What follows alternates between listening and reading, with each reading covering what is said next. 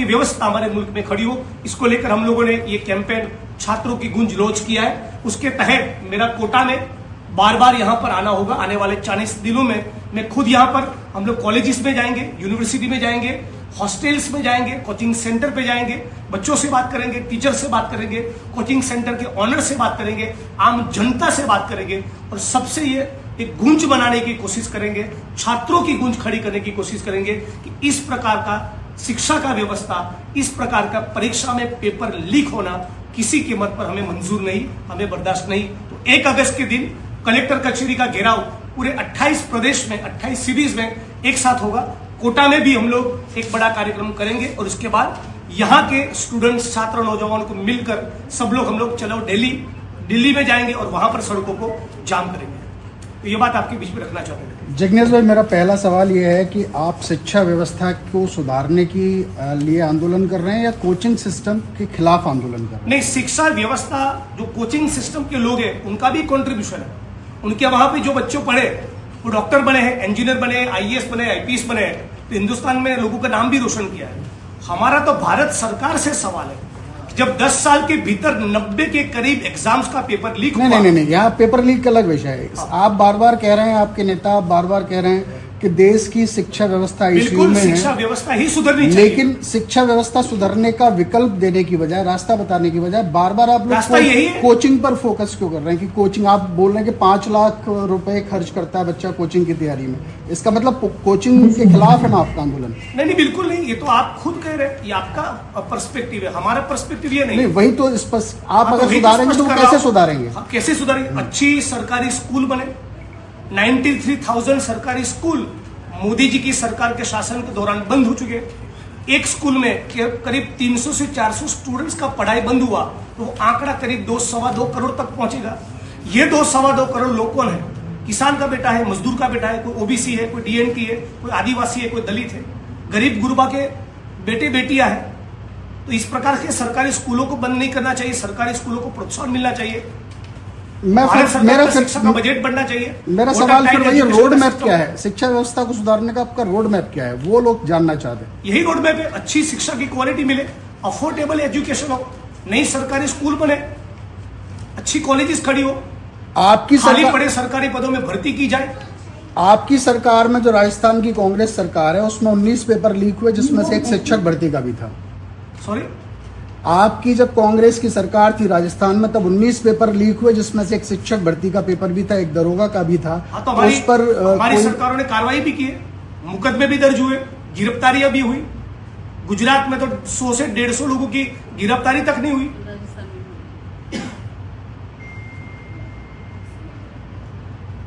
और किसी का कोई सवाल? चलिए, मैं जैसे अभी कई सारी भ्रांतियां फैलाई गई थी कि वापस से री एग्जाम भी होगा, तो वो कंडक्ट हुआ, उसमें भी जैसे उन्होंने करा दिया, एयरफोर्स लगाई, जो भी कराया, धर्मेंद्र प्रधान ने एग्जाम सक्सेसफुल करा दिया ऑलमोस्ट। छात्रों को भी सेटिस्फेक्शन मिल गया है ऑलमोस्ट। सब लोग वो चीजें दूर हो गई है। अब आप 40 दिन का जो कैंपेन चला रहे हैं, हाउ यू फील दैट की हाउ सक्सेस रेट क्या रहेगा इसका? बहुत अच्छा रहेगा। ईमानदारी से जनता के बीच में, छात्रों नौजवान के बीच में, स्टूडेंट्स के बीच में जाएंगे, उनसे चीजों को और गहराई से समझेंगे, उनकी आवाज को बुलंद करेंगे। दर्द था, वो दर्द थोड़ा कम हो गया, ठीक है, चलो जो भी। लेकिन बाकी के सवाल भी है ना, बाकी के बहुत से सवाल है। एग्जाम्स का पेपर लीक हो वो तो सवाल है ही, लेकिन आज जो शिक्षा का जिस प्रकार से व्यापारीकरण हुआ वो भी बहुत बड़ा सवाल है। लेकिन आप लोगों ने एनटीए चीफ का और डीजी का इस्तीफा नहीं मांगा। सॉरी, आपने एनटीए के चीफ और डीजी का इस्तीफा क्यों नहीं मांगा? तो मोदी जी का इस्तीफा भी मांग रहे हैं, पहले धर्मेंद्र प्रधान तो दे, नहीं, सबकी बारी आएगी। धर्मेंद्र प्रधान को तो देना ही पड़ेगा आपके हिसाब से, लेकिन डीजी और उनको क्यों फोकस नहीं करना? मांगे सबकी बारी आएंगी, जो भी इनमें इन्वॉल्व है, प्रिंटिंग प्रेस से लेके शिक्षा मंत्री के बीच में जो भी इन्वॉल्व है, सबकी बारी आएगी। हम तो मांग करें पुख्ता जांच हो, जिसकी इंटीग्रिटी पर डाउट ना हो, ऐसे नॉन करप्ट अफसरों की एसआईटी का गठन हो, करे दूध का दूध और पानी का पानी। भारत सरकार क्यों नहीं कर रही है? क्यों मोदी जी एक शब्द नहीं बोल रहे? क्यों खामोश है मोदी जी? उन्हीं के सरकारों के दौरान 90 के करीब एग्जाम्स का पेपर लीक हुआ, गुजरात में 34 एग्जाम्स के पेपर लीक हुए, एक शब्द मोदी जी नहीं बोल रहे। वो क्या गारंटी देना चाह रहे? कोई गारंटी नहीं। खाली पड़े सरकारी पदों में भर्ती तो हो सकती है, भर्ती का कैलेंडर तो निकल सकता है। मोदी जी इतना तो कह सकते हैं कि अब तक जो हुआ उसमें पुख्ता जांच होगी, गिरफ्तारी होगी, फास्ट ट्रैक कोर्ट में केस चलेंगे, ट्रायल कंडक्ट करेंगे, लोगों को जेलों की सलाह ये तो उन्होंने ये तो आज कुछ नहीं कह रहे, ये तो आज बोला है, आज तो छपा है ये सब। ट्रायल कहाँ पूरी हो रही है? प्रोफेसर अभियंता है जो उसमें इन्वॉल्व ये तो एक मामले में, ऐसे बहुत से पेपर लीक हुए, 89 पेपर लीक हुए। मेन प्रायोरिटी मामला तो नीट है, तो उसके तो सारे नीट के साथ साथ जितना भी एग्जाम्स का पेपर लीक हुआ, सब में पुख्ता जांच हो, सब में गिरफ्तारी हो, सब में मुकदमे हो। शायद हमें ये भी पता नहीं होगा कि 19 जो राजस्थान में एग्जाम होते हैं उसमें कितने अफसर हमें अंदर है बाहर है। हाँ तो उसमें भी गिरफ्तारी हो। नहीं बता पाएंगे कि अफसर वाकई राजस्थान हो, गुजरात हो, यूपी हो, बिहार हो, किसी भी प्रदेश में एग्जाम का पेपर लीक हुआ, जांच होनी चाहिए, गिरफ्तारी होनी चाहिए, ट्रायल कंडक्ट हो। आप मुझे बताइए, इतने 89 एग्जाम्स के पेपर लीक हुए, कितने लोगों का कन्विक्शन हुआ? किसी का नहीं। तो छात्रों नौजवानों की ओर से इतना तो मांग कर सकते हैं कि नहीं कर सकते? नहीं, मेरा कंसर्न ये कि आप जैसे पूछ रहे हैं कि गिरफ्तारी होगी, चलिए मैं पूछता हूँ, गहलोत सरकार में 19 एग्जाम हुआ, उनमें से कितने अफसर अभी ये 5 नाम बताइए चलिए आप, जो अंदर है जेल में। अरे बहुत से लोगों की गिरफ्तारी हुई। वही तो बता पहले सर, हाँ FIR हुए, गिरफ्तारी हुई। जो जिसकी सरकार होती है, ये जो 89 एग्जाम्स की भी बात करूं, उसमें तो FIR तक नहीं हुए बहुत से मामलों में। पेपर लीक में किस मंत्री ने इस्तीफा दिया था आपकी सरकार में? जब पेपर लीक हुए थे कांग्रेस सरकार में किस मंत्री ने इस्तीफा दे दिया था? नहीं, सवाल देखिए ऐसा है, वही चीज है। हमारी सरकार जहां पर भी है, और यदि वहां एग्जाम का पेपर लीक हुआ, कुछ भी गड़बड़ी हुई, तो उसको हम डिफेंड नहीं कर रहे हैं। बस इस्तीफा किसी ने नहीं दिया सर। अरे भाई साहब, लेकिन FIR हुई, गिरफ्तारी हुई, कुछ तो कार्रवाई हुई, यहाँ पर कुछ नहीं हो रहा है। ठीक, thank you sir. Thank you. एक बार प्रेस और हम इसमें थोड़ा सा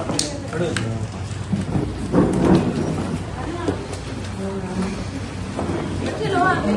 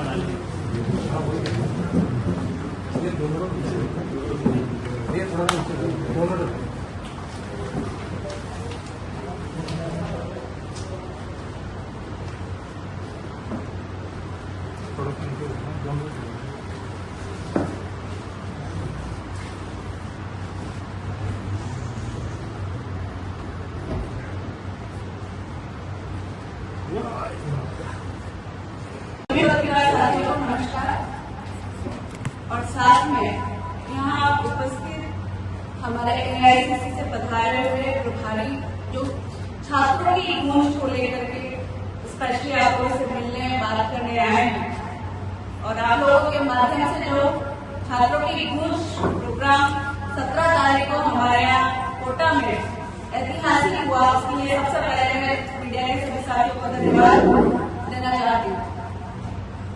और आज क्योंकि ये 1 महीने का पूरा पखवाड़ा है, और इस पखवाड़े के लिए माननीय श्री जिग्नेश जी मेवारी हमारे बीच में है, हमारे कोटा जिला से प्रभारी भारद्वाज जी हैं, प्रदेश अध्यक्ष जी अमित पटना है, हमारे देहात के जिलाध्यक्ष भानु प्रताप सिंह जी हैं, अनुसूचित के जिलाध्यक्ष विशाल मेवाड़ा है, यूथ के जिलाध्यक्ष है, हम सब पवन भी हैं, हम सब यहाँ पे मौजूद फिर से, क्योंकि ये पूरे महीने भर का पखवाड़ा है।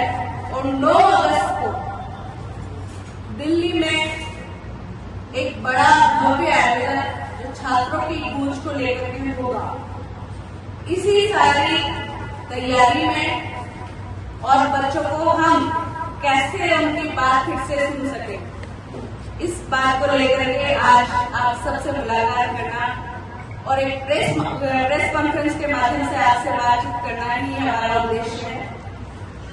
मैं सीधा किसी और पर नहीं जाऊंगी, सीधा हमारे प्रभारी जी को माइक सौंपती हूँ।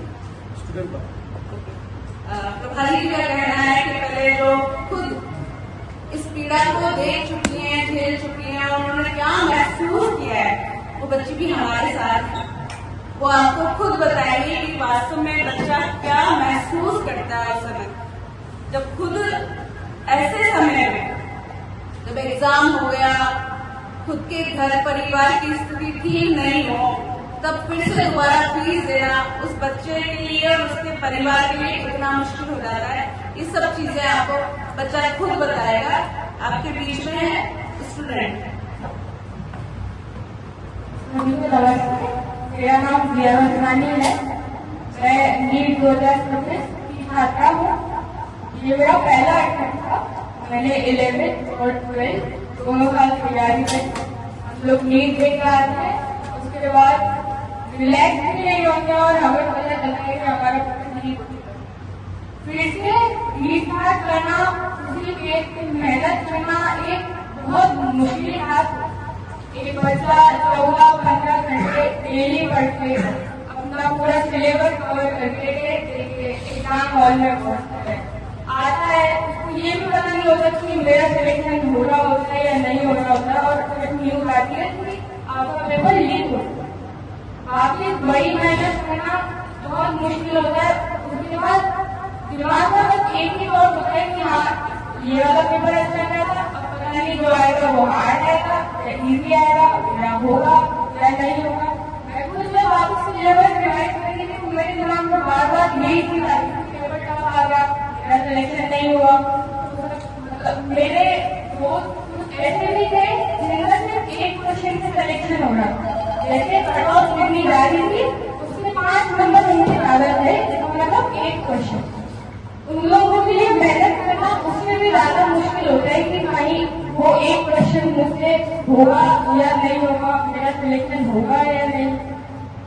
थैंकफुली मेरे पेरेंट्स बहुत सपोर्टिव थे और मेरा पर्सपेक्टिव था तो मेरे को किसी ने कोई प्रेशर नहीं दिया। बट मैं ऐसे बहुत लोगों को जानती हूँ जिनके पेरेंट्स काफी ज्यादा कि तुझे को सिलेक्शन निकालना ही है, उन लोगों के लिए पढ़ना और भी मुश्किल हो जाता है। और एक एस्पिरेंट बहुत ज्यादा सफर करता है जब उसका पेपर ही लीक हो जाता है, फिर से वापस टेस्ट देना, फिर से वापस सिलेबस रिवाइज करना और माइंड में वापस वही चीजें आनी होगा या नहीं। तो ये एक बहुत ही गंभीर समस्या है जिसपे गवर्नमेंट को काफी ज्यादा ध्यान देना चाहिए, क्योंकि ये सिर्फ एक एग्जाम नहीं है, ये एक स्टूडेंट का पूरा करियर डिसाइड करता है। बेटा कहाँ के रहने वाले हो?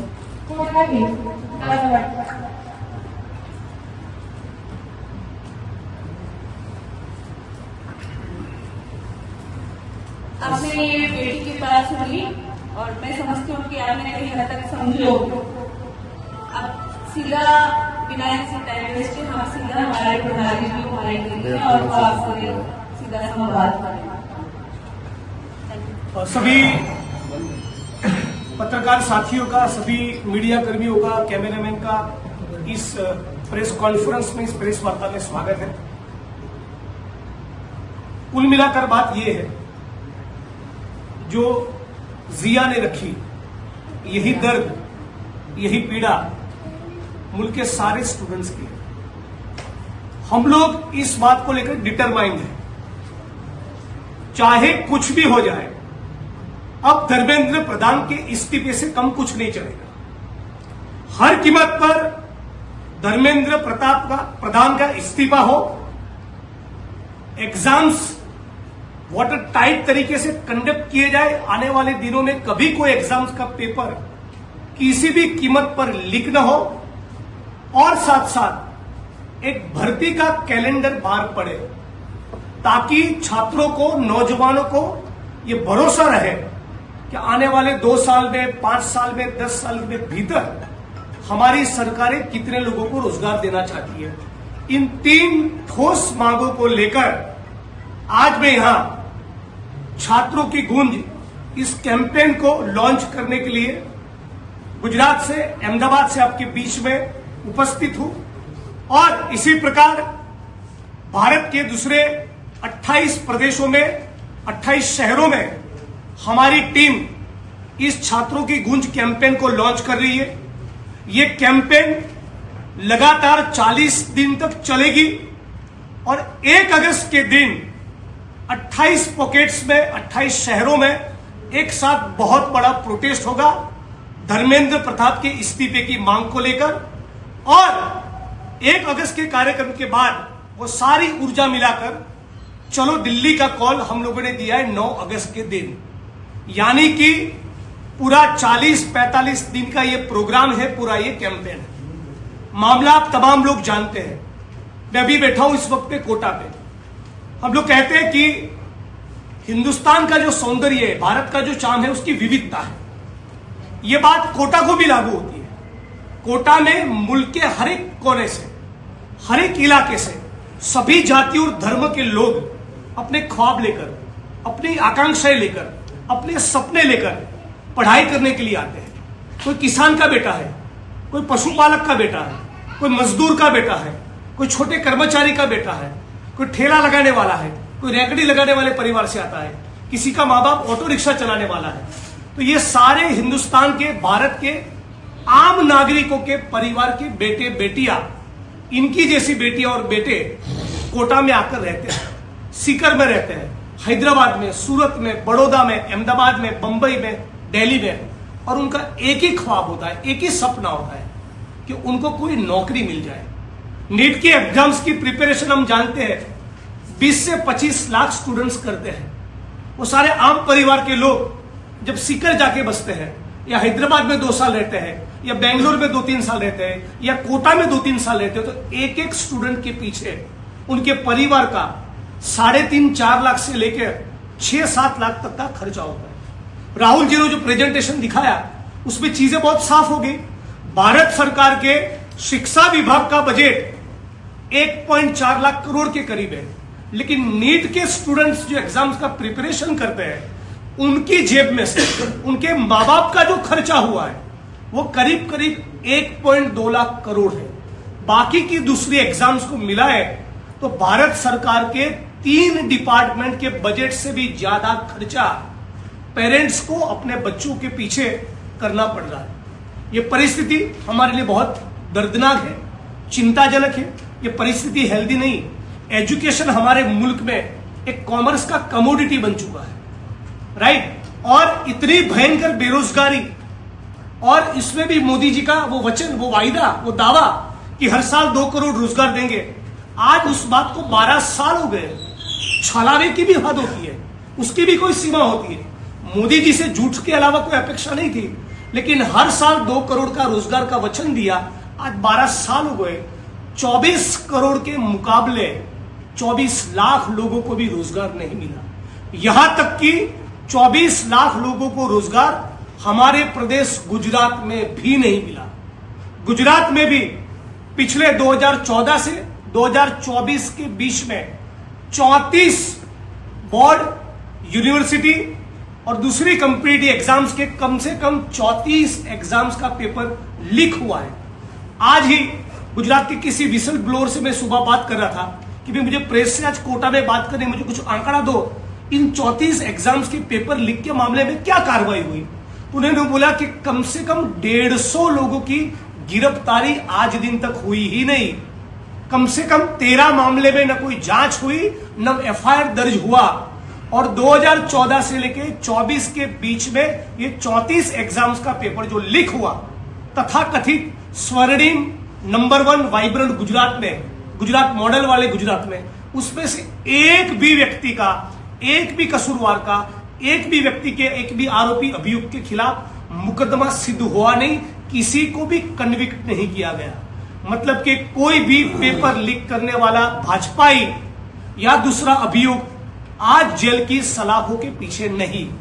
और इतनी भयंकर परिस्थिति के कारण ही हम लोगों ने देखा कि कम से कम 20-21 बच्चों ने, स्टूडेंट्स ने सुसाइड कर लिया। तो उनकी जो पीड़ा है, उनके ऊपर जो बीती है, उनकी जो आपदा है, उसके साथ भारत की सरकार को, शिक्षा मंत्री को, अमित शाह जी को, देश के प्रधानमंत्री मोदी जी को कुछ लेना देना ही नहीं।